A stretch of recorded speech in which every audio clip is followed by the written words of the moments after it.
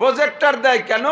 মহিলারা তো বাইরে মাইকের আওয়াজ শুনতে পারে, শোনায় তৃপ্তি পায় না। প্রজেক্টরের মাধ্যমে বড় পর্দায় বক্তার একটু দেখতে পারলে ওনাদের একটু তৃপ্তি বেশি হয়। উলামায়ে আহলে হক প্রজেক্টরের কঠিন বিপক্ষে, আমরা সকলের বিপক্ষে।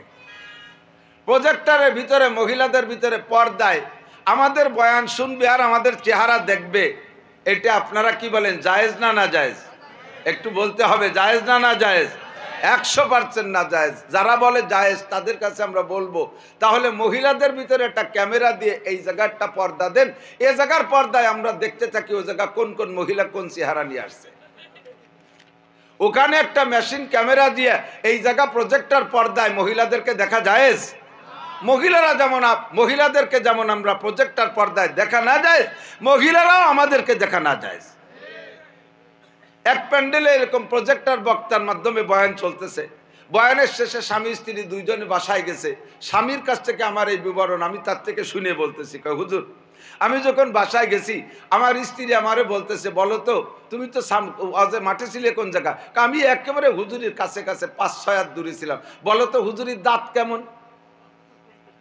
স্ত্রী স্বামীরা জিজ্ঞেস করছে, বলো তো হুজুরির দাঁত কেমন? কয় যে আমি কি দাঁত দেখতে গেছি নাকি? ছোট ছোট দাঁত আর 5-6 হাত দূরিতে টের পাওয়া যায় নাকি কোনটা ছোট কোনটা বড়, সাদা না কালা? কয় যে আমি জানি হুজুরের দাঁত, তোমরা তো দেখছো অরিজিনাল দাঁত এতটুকু এতটুকু, আর আমরা বিশাল পর্দায় দেখছি হুজুরের একটা দাঁত খেজুর গাছের মতো মোটা মোটা দেখছি, একটা আগে একটা পিছে একটু এলোমেলো আছে হুজুরের দাঁত।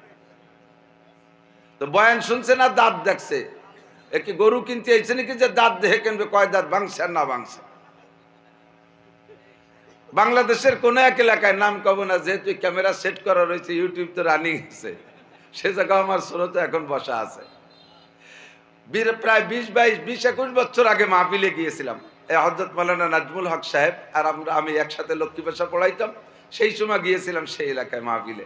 যাই আমার আগে দেখি 4 বক্তা বয়ান করছে, বক্তারা বয়ান করে করে স্টেজে বসা। আল্লাহু আকবার। আমি শেষ বক্তা স্টেজে গেছি, যাইয়ে দেখি প্যান্ডেলের মাঝখানে একটা সুতা টানানো, ডাইন পাশে এখান থেকে পুরুষরা আর এই সামনেতে এই জায়গায় যে মহিলা, এর খোলামেলা মহিলা, শুধু মাঝখানে একটা সুতা টানানো। আমি তো বলি এ কি তামাশা, এ তো আমি জীবনে কোনোদিন বিপদে পড়ি নেই। তো মহিলারা বলতেছে হুজুর ওয়াজ করেন, এগুলো বাদ দেন। আমি তো ওয়াজ করতেই পারতেছি না। আপনার আগে 4 হুজুর ওয়াজ করলে আপনি পারবেন না কেন? বলে আমার ইমান অত শক্তিশালী না, তোমাদের মতো সুন্দরী বিটিরা সামনে বসা থাকবা আর আমি ওয়াজ করবো মহিলাকে না দেখে, এটা আমার দ্বারা সম্ভব না। ওটো উঠবেই না। লাস্টে তারা ঝগড়া লাগাইছে, কয় হুজুর বক্তার মুখ না দেখতে পারলে ওয়াজ শুনে তৃপ্তি পাওয়া যায় না। আমি বললাম তৃপ্তির দরকার নেই, আপনারা যান, প্রত্যেক নজরে নজরে জিনার গুনাহ হবে, প্রত্যেক নজরে নজরে জিনার গুনাহ হবে, উঠতেই হবে। লাস্টে কয় কি হুজুর একটু আগে এখানে মাঠে কালেকশন হয়েছে, পুরুষ গেছে আমরা মহিলারা টাকা দিছি বেশি, কেন আমরা মাঠে জায়গা পাবো না? বসেই থাকবে। আমার মধ্যে নাই, সুরও নাই, নূরও নাই, স্বাস্থ্য নাই, চেহারাও নাই, কণ্ঠ নাই, এলেমও নাই, আমলও নাই। আল্লাহর রহমতে ভাইকে আল্লাহ তাআলা এলেমও দিয়েছেন, কণ্ঠ দিয়েছেন, আর কণ্ঠ আমারও ভালো লাগে। আমার নিজের কণ্ঠ নাই বিদায় কণ্ঠ আল্লাহদের আমি সমালোচনা করি না, আমি তাদের কণ্ঠ পছন্দ করি। স্বয়ং আল্লাহ পাক রব্বুল আলামিন নিজেও কণ্ঠ পছন্দ করেন। আপনারা যারা দুনিয়ায় ইমানদার আছেন, জান্নাতে যাবেন আখিরাতে, জান্নাতের ভিতরে বিশাল একটা পার্ক আল্লাহ তাআলা আলাদা করে সাজায় রেখেছেন, বিশাল একটা পার্ক। পার্ক দুনিয়ায়ও ভালো লাগে, আখিরাতেও পার্ক ভালো লাগবে। তো এই পার্কের ভিতরে একটা স্টেজও তৈরি করে রাখছেন আল্লাহ তাআলা। সমস্ত জান্নাতীদেরকে আল্লাহ তাআলা ওই পার্কে দাওয়াত দিবেন। একটু বলি সুবহানাল্লাহ। দাওয়াত খাবেন তো আল্লাহর ওখানে ইনশাআল্লাহ? নিয়ত আছে তো? আল্লাহ কবুল করুক, বলেন আমিন। এই পার্কের ভিতরে সমস্ত জান্নাতীদেরকে ডেকে নিয়ে আল্লাহ পাক রব্বুল আলামিন আরশে আজিমের কুরসিতে বৈশা, ডান পাশে একজন বাম পাশে একজন, মাত্র 2 জনকে স্টেজে উঠাবেন। 2.5 থেকে 3 লক্ষ নবী রসুলদের মধ্য থেকে আদম আলাইহিস সালামও চান্স পাবেন না, নূহ আলাইহিস সালামও না, মুসলিম জাতির পিতা ইব্রাহিম আলাইহিস সালাতু সালামও না, অন্য কোন নবী রসুল না, শুধুমাত্র আমাদের নবী মুহাম্মদুর রাসূলুল্লাহ সাল্লাল্লাহু আলাইহি ওয়াসাল্লাম প্রধান অতিথি, বিশেষ অতিথি হিসেবে দাওয়াত পাবেন হযরত দাউদ আলাইহিস সালাতু ওয়াসসালাম। উনি দাওয়াত পাবেন শুধুমাত্র কণ্ঠের বদৌলতে, নইলে ওনার চাইতে জলিলুল কদর নবী রসুল ওখানে আরো থাকবেন।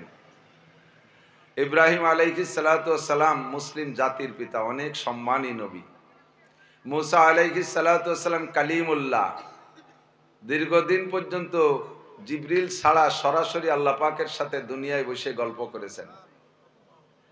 ঈসা আলাইহিস সালাতু ওয়াসসালাম রূহুল্লাহ, দুনিয়ার সমস্ত মানুষকে আল্লাহ তাআলা মা বাবা দুইজনের মাধ্যমে পাঠান, আর ঈসা আলাইহিস সালামকে বাপ ছাড়া সরাসরি রূহ দিয়ে আল্লাহ তাআলা পাঠিয়েছেন। এনরা কেউ না, সব বাদ, স্টেজে থাকবেন দুইজন। কয়জন? দুইজন। এখানে হবে কি, একটা মাহফিল হবে, মাহফিল হবে তেলাওয়াতের মাহফিল, কালামে পাক তেলাওয়াত শোনার একটা মাহফিল হবে। বলেন সুবহানাল্লাহ। তৌরাতও তিলাওয়াত হবে না, জবুরও তিলাওয়াত হবে না, ইনজিলও তিলাওয়াত হবে না, ওখানে তিলাওয়াত হবে কোরআনে কারীম, আমাদের কিতাবি তিলাওয়াত হবে। আল্লাহু আকবার। তো সব জান্নাতীদেরকে আল্লাহ তাআলা সামনে বসায় বলবেন, তোমরা কি কোরআনে কারীমের তিলাওয়াত শুনবা? সবাই বলবেন জি আল্লাহ শুনবো। তো বলো কার থেকে শুনবা?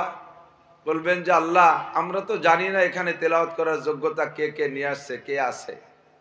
তো আল্লাহ তাআলা সর্বপ্রথম বলবেন, দুনিয়ায় থাকতে তোমরা শুনেছিলে সবচেয়ে কণ্ঠওয়ালা নবী হযরত দাউদ আলাইহিস সালাতু ওয়াসসালাম যখন সাগরের পাড়ে বসে জবুর তেলাওয়াত করতেন, সাগরের মাছগুলো চোখ ভাসাইয়া, কান উঁচু করে, মুখ জাগাইয়া, ঝাঁকে ঝাঁকে মাছ সাগরের কিনারে চলে আসতো ওনার তেলাওয়াত শুনতে। পাহাড় পর্বতগুলো ওনার কণ্ঠে ঝুঁকে যাইত, গাছপালা ওনার দিকে ঝুঁকে যাইত, আকাশের উড়ন্ত পাখি সব মাথার কাছে এসে আকাশে উড়ন্ত অবস্থায় ওরা জমে যেত, এত সুন্দর তেলাওয়াত করতেন। আমরা দুনিয়ায় থাকতে শুনেছি দাউদ নবীর কণ্ঠ সবচেয়ে ভালো। আল্লাহ তাআলা বলবেন দাউদ নবীকে দিয়ে তেলাওয়াত করাবো? জি আল্লাহ তেলাওয়াত করান। তো দাউদ আলাইহিস সালাতু ওয়াসসালাম সর্বপ্রথম আউযু বিল্লাহ বিসমিল্লাহ পড়ে শুরু করবেন সূরা তাহা। সূরা তাহা যখন তেলাওয়াত করবেন, তাহা মা আনজালনা আলাইকাল কুরআনা লিতাশকা ইল্লা তাযকিরাতাল লিমান ইয়াখশা তানজিলাম মিম্মান খালাকাস সামাওয়াতিল উলা। একটা একটা করে আয়াত তেলাওয়াত করবেন আর আপনারা মজা নিতে থাকবেন। সূরা যখন শেষ হয়ে যাবে, আখেরি কারি সাহেবরা একটা টান দেয় না, দাউদ আলাইহিস সালাম এমন একটা টান দিবেন, এই টানে সমস্ত মানুষ জিম ধরে যাবে। ওই স্বাদ নেয়ার জন্য এমন একটা জিম এসে যাবে যে কেমন যেন সকলে অজ্ঞানের মতো। আসলে জান্নাতের মধ্যে কেউ অজ্ঞান হবে না। দুনিয়ায় যারা সিগারেট খায় দেখছেন, সিগারেটের শেষমেশ একটা সুখ টান দেয়, দেয়া দেখছেন নাকি? আখেরে একটা সুখ টান দিয়ে কিছুক্ষণ জিম ধরে থাকে। তো সিগারেটের সুখ টান আর সূরা তাহার সুখ টান কি একটা নাকি? সিগারেটের সুখ টানের স্বাদ 10-20 সেকেন্ডের ভিতরে শেষ হয়ে যায়, আর দাউদ আলাইহিস সালাতু ওয়াসসালামের সুখ টানের সুখ স্বাদ নেবেন এক টানা 10,000 বছর। এ মজা উপলব্ধি করবেন, ভিতরে নিয়ে হজম করতে লাগবে 10,000 বছর। দাউদ আলাইহিস সালামের তিলাওয়াতের শেষের এই স্বাদ নিয়ে যখন শেষ হবে, মানুষ আবার স্বাভাবিক অবস্থায় ফিরে আসবে। আল্লাহ পাক বলবেন আর শুনবা? কয় আল্লাহ এর চেয়ে ভালো মজাদার আর কে তিলাওয়াত করবে? কয় যেই নবীর মাধ্যমে দুনিয়া আমি কোরআনে কারীম পাঠিয়েছিলাম, সাহাবায়ে কিরাম সামনে বসে বসে তার তিলাওয়াতের স্বাদ নিয়েছিল। তোমরা 1,500 বছর পরে সুদূর বাংলাদেশে তোমাদের জন্ম হয়েছিল। নবী পাকের গল্প শুনেছ, কোনোদিন নবী পাককে দেখো নাই, তার জবানের তিলাওয়াত তোমরা শোনো নাই। সেই নবী তোমাদের সামনে তিলাওয়াত করবে, তোমাদের নবী বিশ্ব নবী মুহাম্মদুর রাসূলুল্লাহ। তোমরা কি তার তিলাওয়াত শুনতে চাও? সকলে স্লোগান দিবে জি আল্লাহ, ওই নবীর তিলাওয়াতই তো শুনবো, বিদায় আসছি। এবার নবী পাক সাল্লাল্লাহু আলাইহি ওয়াসাল্লাম আউযু বিল্লাহ বিসমিল্লাহ বইলা শুরু করবেন সূরা ইয়াসিন। তিলাওয়াত করতে করতে করতে করতে যখন শেষে যে ওয়া ইলাইহি তুরজাউন কয়ে টান মারবেন, নবী পাকের এই আখেরি টানের সুখ টানের স্বাদ গ্রহণ করতে সমস্ত শ্রোতারা 50,000 বছর জিন ধরে থাকবে। 50,000 বছর পর্যন্ত এই মজা নেবেন, খালি কোনো নড়াচড়া নাই, একভাবে তাকায় থাকবেন, চোখে পলকও নাই। কি শুনলাম আর কি দেখলাম। নবী পাকের তিলাওয়াতের স্বাদ 50,000 বছর পর্যন্ত নেয়ার পরে যখন মানুষ আবার স্বাভাবিক হয়ে যাবে, এবার আল্লাহ পাক বলবেন আরো মজাদার তিলাওয়াত কি তোমরা শুনতে চাও? কয় আল্লাহ সর্বশ্রেষ্ঠ নবীর তিলাওয়াত শুনেছি, আর এর চাইতে মজাদার কে তিলাওয়াত করবে? আল্লাহ পাক বলবেন আমি আমার কালাম নিজেই তিলাওয়াত করব। আমার কালাম এতদিন মানুষের কাছ থেকে শুনেছো, এখন আমার কোরআন আমি নিজেই পড়ব, শুনবা। সবাই স্লোগান দিয়ে বলবে জি রব্বুল আলামিন, আপনার জবানে তিলাওয়াত শুনতে চাই। আগের দুইজন নবী আলাইহিস সালাতু ওয়াস সালাম আর দাউদ আলাইহিস সালাম স্টেজের সামনে বসা সকলে শ্রোতারা শুনেছে তিলাওয়াত, আর কারি সাহেবদেরকে দেখেছেন, এতক্ষণ পর্যন্ত আল্লাহ পাক সামনে আসে নাই।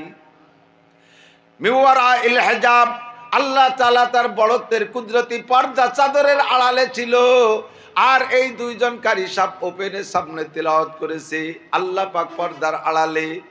এবার যখন আল্লাহ বলবেন আমি তোমাদেরকে তিলাওয়াত করে শোনাবো, তোমরা কি বলো? কয় জি আল্লাহ তিলাওয়াত করবেন, তাহলে আমি শুরু করি।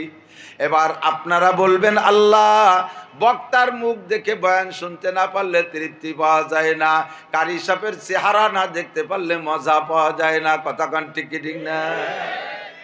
মাঝে মাঝে এদিক তাকান, এই স্টেজে বিভিন্ন প্যান্ডেলে দেখি প্রজেক্টর দেয়। প্রজেক্টর দেয় কেন?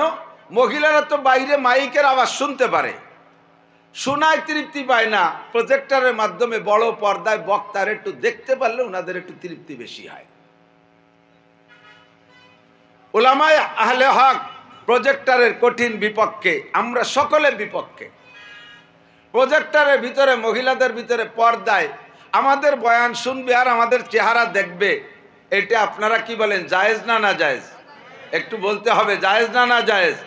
100% না জায়েজ। যারা বলে জায়েজ তাদের কাছে আমরা বলবো তাহলে মহিলাদের ভিতরে একটা ক্যামেরা দিয়ে এই জায়গাটা পর্দা দেন, এই জায়গার পর্দায় আমরা দেখতে থাকি ওই জায়গা কোন কোন মহিলা কোন চেহারা নিয়ে আসছে। ওখানে একটা মেশিন ক্যামেরা দিয়ে এই জায়গা প্রজেক্টর পর্দায় মহিলাদেরকে দেখা জায়েজ? মহিলারা যেমন মহিলাদেরকে যেমন আমরা প্রজেক্টর পর্দায় দেখা না যায়, মহিলারাও আমাদেরকে দেখা না যায়।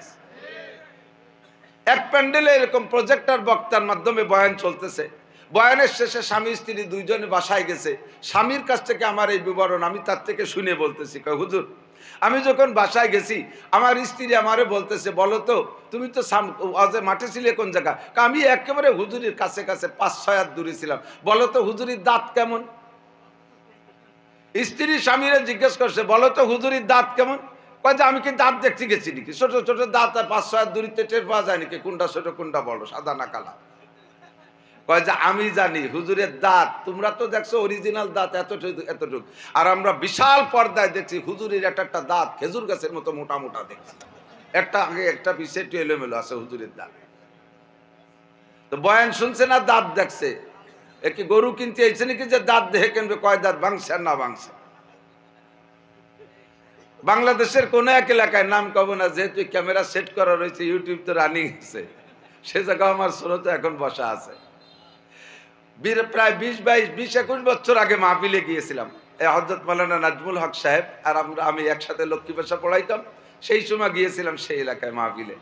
যাই আমার আগে দেখি 4 বক্তা বয়ান করছে, বক্তারা বয়ান করে করে স্টেজে বসা। আল্লাহু আকবার। আমি শেষ বক্তা স্টেজে গেছি, যাইয়ে দেখি প্যান্ডেলের মাঝখানে একটা সুতা টানানো, ডাইন পাশে এখান থেকে পুরুষরা আর এই সামনেতে এই জায়গায় যে মহিলা, এর খোলামেলা মহিলা, শুধু মাঝখানে একটা সুতা টানানো। আমি তো বলি এ কি তামাশা, এ তো আমি জীবনে কোনোদিন বিপদে পড়ি নেই। তো তো মহিলারা বলতেছে হুজুর ওয়াজ করেন, এগুলো বাদ দেন। আমি তো ওয়াজ করতেই পারতেছি না। আপনার আগে চার হুজুর ওয়াজ করলে আপনি পারবেন না কেন? বলে আমার ইমান অত শক্তিশালী না, তোমাদের মতো সুন্দরী বিটিরা সামনে বসা থাকবা আর আমি ওয়াজ করবো মহিলাকে না দেখে, এটা আমার দ্বারা সম্ভব না। ওটো উঠবেই না। লাস্টে তারা ঝগড়া লাগাইছে, কয় হুজুর বক্তার মুখ না দেখতে পারলে ওয়াজ শুনে তৃপ্তি পাওয়া যায় না।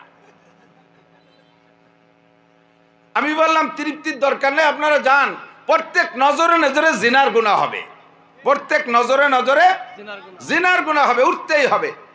লাস্টে কয় কি হুজুর একটু আগে এখানে মাঠে কালেকশন হয়েছে, পুরুষ গেছে আমরা মহিলারা টাকা দিছি বেশি, কেন আমরা মাঠে জায়গা পাবো না? বসেই থাকবো।